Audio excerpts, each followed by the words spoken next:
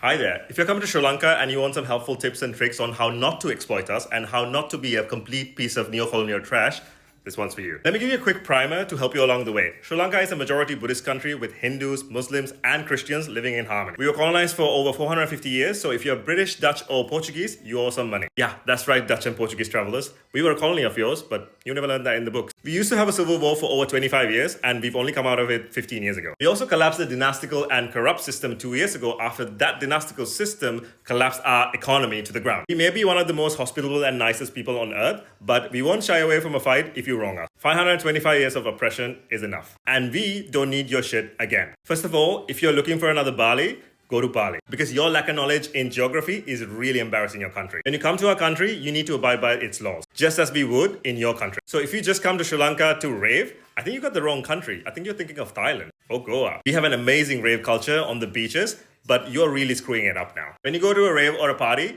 just ask yourself first, is it in a neighborhood or not? I wish things were different, but we have problems in our country. Raves aren't organized in the same way it would be in Australia or in Europe. Because remember, we just went through a financial collapse. So if somebody can make a quick buck by throwing a rave, they'll throw a rave in a church. Actually, I've been to a rave in a church, but that was in the Netherlands. Remember, you're not going to the Netherlands, you're going to Sri Lanka. And Sri Lankans are generally more conservative and a little bit religious. And that takes me to the second advice. Be conscious and mindful of the culture and the religion. As you would be in any other country. Like if you go to Thailand, you will be conscious of the Buddhist culture and the nature in Thailand. Capish? You don't enter a temple or a masjid in shorts or with flip-flops on. You take them off. I mean the flip-flops, not your shorts. You actually need to wear something longer when you go to a religious place. I don't make the rules. If you go to a cute cafe or a yoga sala, you want to ask a simple question. Who's surrounding you? Who's around you? Are they just white people? Isn't that a red flag? You are in a predominantly brown country. So everybody who surrounds you and sitting around you or doing yoga around you are white. That should be a red flag. Look, it's true that a lot of these places are not frequented by the local. But then you need to ask, why would that be the case? If you think everybody in Sri Lanka is that poor, get your head out of your ass. It's one of three things. One, it's just in a hotel or like where tourists would be. That's fine. You're okay. But most commonly what will happen is that place is unaffordable to locals. And that's done to exploit you. That excludes the locals, but also exploits you. You can choose to pay the same amount you would do in your own country, but you're fucking with our economy and you're excluding my people. It's still legal. You can still do it. Then you're not very much different from your ancestors. Third reason, we're not allowed to go there. You may not know this, but a lot of these establishments don't allow brown people to go inside these establishments. And your ignorance and this colonial attitude to travel is ruining our countries. It's making it worse. So really think where you are and also in which context you are. Are you paying 500 or 1,000 rupees for a kilometer on a tuk-tuk?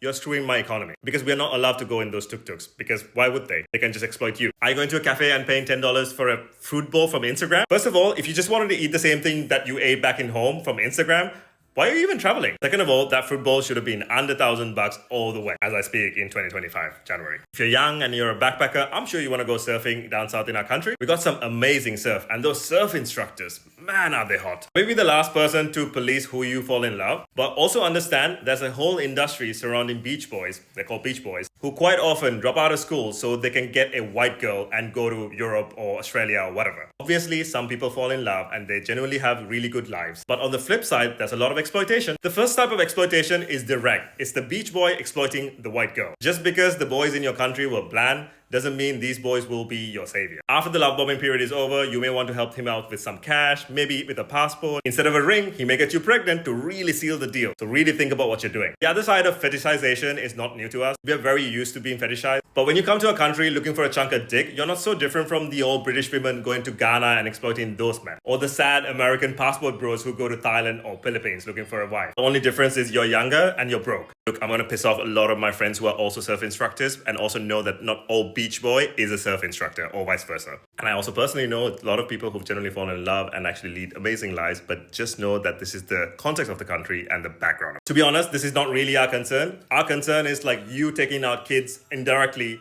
from schools and put it in these industries. And guess what? Some of these boys are married with kids. You'll not know this until it's too late. There are a lot of young boys dropping out of school just because they think they can get out of their financial misery by hooking up with a European girl. And then migrate into Europe or Australia or the US. You may think this is not you, but understand how demand and supply works. So fetishize away, but this is what you're doing. Just as we're not Indonesia or Bali, we are not India. We can deceptively look the same, but we're not the same. Completely different culture, completely different norms and way of looking at life. And if you just came from Southeast Asia or India or Nepal, just know that we're not that cheap. I mean, as people, we're not that cheap, but as a country, we're not that cheap. Our median incomes are way higher than these countries. But anyways, our quality and expectations in the country for tourism is very different. We have amazing and affordable hotels and guest houses throughout the country. If you're expecting to pay $5 or $10 and expect the same thing you saw on Instagram, you're delulu. If you pay $5, that's what you're gonna get. Don't complain afterwards. If your idea of traveling in Sri Lanka consists of these places only, you have a problem. Galle, Hirikatiya, Alla, Anuradhapura, Sigiriya, Polonnaruwa, Kandy.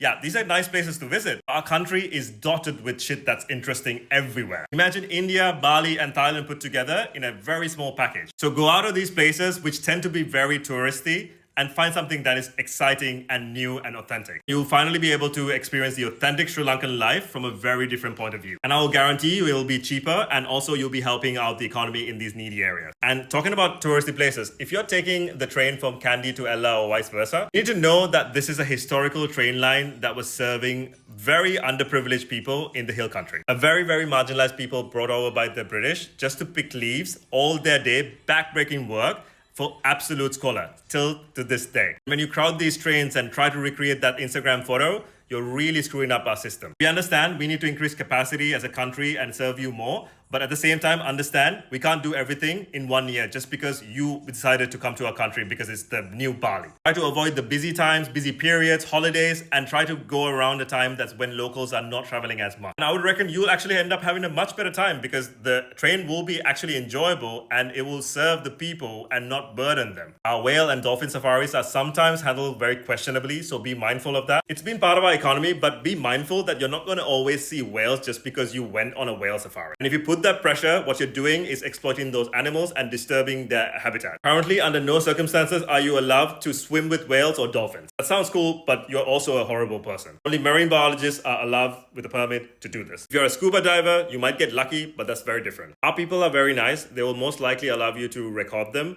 but you need to be responsible while you do that. Lots of people don't know their rights, so if you're doing this for some quick views, you're shameful. Oh, and if you're down south and you do drugs while you rave, you need to understand the context behind it. You're contributing to a thriving and growing underworld that's been creating a lots of problems for the locals. Every time you buy a pill, you're being party to someone being unalive in some part of the country. So party, but responsibly. This is true for every country. Oh, and one more. You don't get close to elephants. You do not get close to wild animals. An elephant is swaying from left to right like a cute maniac or like putting its tusk everywhere. It's not trying to be cute, it's trying to attack you. If you're at the back of a vehicle and an elephant is coming to attack you, calm down, shut the fuck up, right? The driver most likely knows what to do. And if he doesn't, you definitely don't know what to do. These people have done this a million times, just trust them. You shouting is only gonna make things worse. Elephants look cute, but they're dangerous, just like monkeys. I know this sounds like a very negative welcome to a country, but if you just try to be a good human being, I think you're gonna have a fantastic time. Don't do the same mistakes that your ancestors did. Be better. And check out the comment section. You'll get a vibe of other issues and similar issues in the country. Welcome to Sri Lanka.